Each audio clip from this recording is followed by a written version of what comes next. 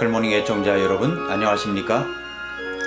우리는 지금 예수님께서 십자가에 달리시기 전 순환을 받으시고 십자가에 달리셨을 때 그날 그곳 십자가 주변에 있던 사람들을 통하여 우리에게 주시는 말씀을 받고 있습니다. 지난 시간은 베드로를 보았습니다. 오늘은 대조적인 인물 가룟 유다를 보도록 하겠습니다. 이 가룟 유다는 예수님께서 십자가에 달리실 때 그 주변에 있지도 못했습니다. 이미 그는 자신이 예수님을 팔아먹은 일에 큰 죄책감을 느끼고 죽어버렸기 때문입니다. 처음부터 그는 예수님을 배신하려고 했을까요? 그의 인생을 추적하여 우리 자신에게 주시는 메시지를 받는 이 시간이 될 수 있기를 바랍니다. 가룟 유다는 어떤 인물이었습니까? 첫 번째로 그는 돈을 무척이나 사랑한 사람이었습니다. 유다는 왜 돈을 무척이나 사랑한 사람이라고 말하는 것입니까? 성경이 그렇게 말씀하고 있기 때문입니다. 성경은 말씀하시기를 그가 도둑이었다라고 말합니다. 요한복음 12장 6절에 보니까 이렇게 말씀했습니다.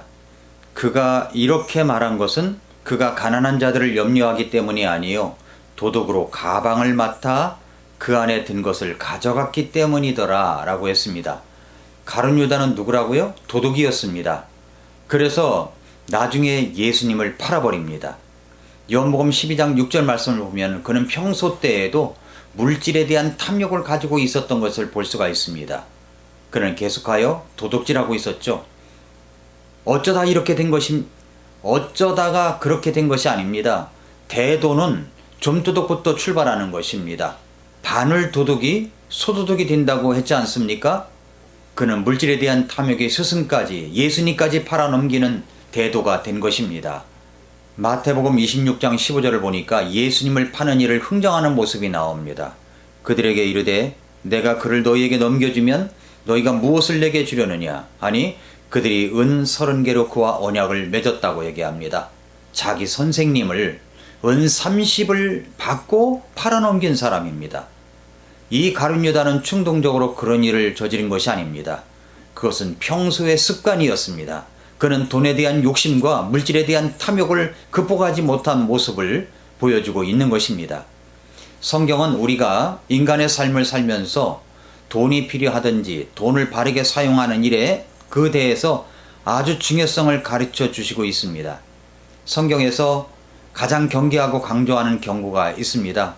그것을 뭐냐면 돈을 사랑하지 말라. 돈을 섬기지 말라는 겁니다. 성경은 이 돈이라고 하는 것은 중립성을 가지고 있음을 말씀합니다. 또한 성경은 그리스도인들이 돈을 바르게 사용하고 있음을 보여주는 신뢰를 많이 보여주고 있습니다. 그러므로 우리 삶의 적신호가 뭐냐면 내가 돈을 사랑하는 것입니다. 돈을 섬기는 것입니다. 돈 자체가 악이 아닙니다. 돈은 선한 것입니다. 돈을 사랑하는 것이 모든 악의 뿌리라고 말합니다. 디모데전서 6장 10절에 보면은 돈을 사랑함이 모든 악의 뿌리이니 어떤 자들이 돈을 탐내다가 믿음에서 떠나 잘못하고 많은 고통으로 자기를 찔러 깨뜨렸다고 이야기를 했습니다. 이것이 이제 첫 번째 유다가 돈을 무척 사랑한 그런 모습이고요. 두 번째로 돈을 사랑한 유다의 5가지 비극과 그 결말을 보겠습니다. 먼저 돈을 사랑함으로 대단히 정직하지 못한 삶을 살았습니다. 마태복음 26장을 보면 예수님께서 제자들을 불러 모아놓고 너희 중에 한 사람이 나를 배반하여 넘겨줄 것이다 라고 하셨습니다. 제자들이 뭐라고 말합니까? 모두 접니까? 그랬어요. 그랬더니 예수님께서 나와 함께 내 대접에 손을 넣는 자 곧 그가 나를 배반하여 넘겨주리라. 그때 유다가 말합니다. 접니까? 이미 유다는 마태복음 26장 14절에서 예수님을 팔기로 흥정을 끝낸 상태였습니다. 그러면서 시치미를 뚝 떼고 있는 그의 모습을 한번 보십시오. 정직하지 못하지 않습니까? 그는 정직하지 못했습니다. 돈을 사랑하면 정직을 팔아 자신의 이익을 꾀합니다. 또 유다는 대단히 위선적인 인간상을 만들어가고 있습니다. 그의 위선은 필요 없이 자기를 방어하는 일에 목표를 세워두고 있는 것처럼 보이죠. 그의 위선은 필요 없이 자기를 방어하는 일부터 드러나는 것을 볼 수가 있습니다. 자기 방어의 구체적인 증상 가운데 하나가 타인에 대한 이 불필요한 공격을 해대는 것입니다. 향유옥합을 깨뜨려 주님께 부은 여인을 향해서 화를 내는데 정도 이상으로 흥분해 가지고 이야기를 하는 것이 아니겠습니까? 또 유다는 자기 자신을 더럽힌 사람입니다.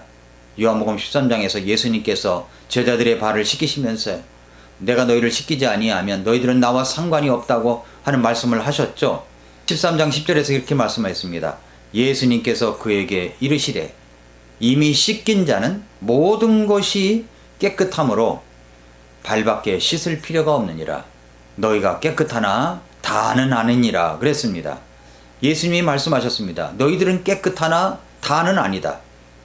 대표적인 사건이 마리아가 옥합을 깨고 예수님께 향유를 붓고 있는 장면에서 취한 가룟 유다의 모습을 보십시오. 이 향유를 팔아 가난한 사람에게 하면서 이야기하고 있는 유다를 보십시오. 유다는 가면을 쓰고 다녔던 사람이라는 것을 명심해 둬야 됩니다. 제자들 가운데 깨끗하지 않은 제자가 있음을 예수님은 아셨습니다.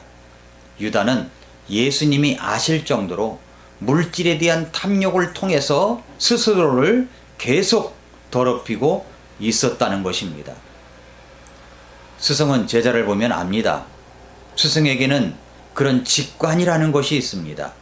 돈에 대한 애정은 인간을 괴롭힙니다. 인간을 치사하게 만듭니다. 영적인 소망을 더럽게 사들입니다. 그렇다면 영이 더러워지는 거죠. 돈에 대한 애정은 인간을 부패시킵니다. 그것을 우리는 가룟 유다에게서 볼 수가 있습니다. 네 번째, 유다는 맹목적인 인간이 되어버리고 말았습니다. 돈에 대한 애정은 유다의 눈을 어둡게 만들었습니다. 판단력을 둔하게 만듭니다. 가치관을 왜곡시켜버립니다. 판단력을 둔하게 만든다 하는 것이 마태복음 6장 22절부터 23절을 한번 보시기 바랍니다.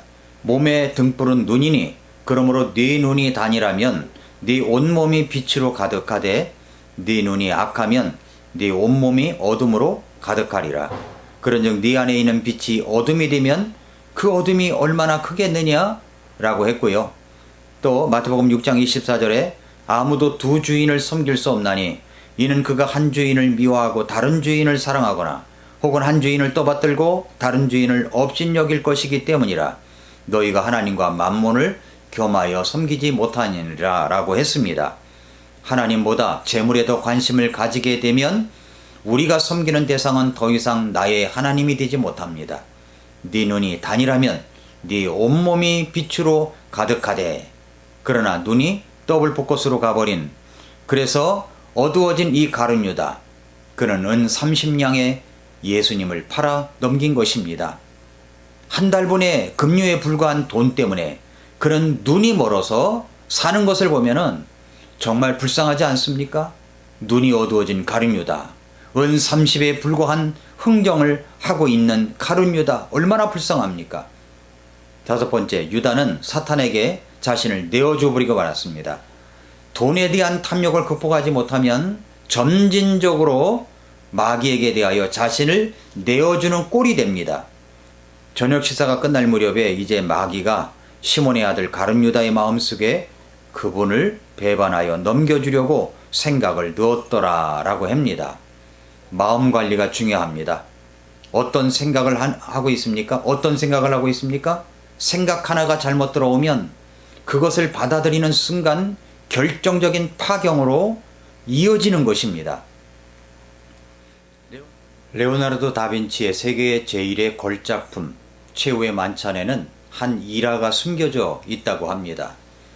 진짜인지 만들어진 이야기인지 모르겠지만은 이런 내용입니다. 1491년 새로 지어진 수도원의 벽화를 그릴 유명한 화가를 찾고 있던 로마 교황청은 당시 이태리에서 명성이 높던 화가 레오나르도 다빈치를 불러서 성서 속에 있는 예수님의 제자들과의 마지막 만찬 광경을 벽화로 그려줄 것을 부탁을 하게 됩니다. 부탁을 받은 다빈치는 그때부터 실제로 그림의 모델로 쓰일 사람들을 찾아다녔습니다. 오랜 엄성 끝에 1492년 예수님의 모습을 상징할 수 있는 깨끗하고 선하게 생긴 19세의 젊은이를 찾은 뒤에 본격적으로 작업에 착수하게 되었습니다. 그 후 6년 동안에 예수님의 11명의 제자 그림을 모두 다 완성한 다빈치는 마지막으로 예수님을 밀고 간 배반자인 가룟 유다의 모델을 찾아다니게 되었는데, 다빈치가 가룟 유다의 모델을 찾는다는 소식을 듣게 된 로마의 시장은 로마의 지하 감옥 속에 사형을 기다리고 있는 수백 명의 죄수들이 있으니까 그곳에서 한번 모델을 찾아보라는 제안을 받습니다. 그래서 이제 다빈치는 로마에서 가장 잔인하고 악랄한 살인을 저지른 사형수 감옥을 방문한 뒤에 그곳에서 이제 사형을 기다리고 있던 한 죄수를 선택을 합니다. 1500년 전 유대 제사장과 바리새인들에게 은화 30개를 받고 예수님을 팔아넘긴 못된 사람의 얼굴을 묘사한 다빈치는, 그러니까 죄수인 모델을 보고 이제 그린 거죠. 그렇게 몇 달 만에 걸친 이제 작업을 통해서 유다의 모습을 완성한 뒤에 이제 모델은 이제 감옥으로 돌아가도 좋다, 이렇게 이제 이야기를 했습니다. 그렇게 이제 그 죄수가 감옥으로 연행되어 돌아가게 된 차에 갑자기 다빈치 앞에 무릎을 꿇으면서 그 살인범이 다빈치에게 자신을 모르겠냐는 질문을 계속했습니다.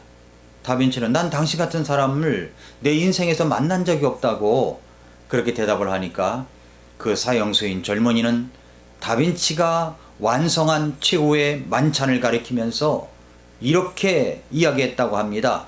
저기 저 그림 속에 그려진 6년 전 예수님의 모델이 바로 나였소.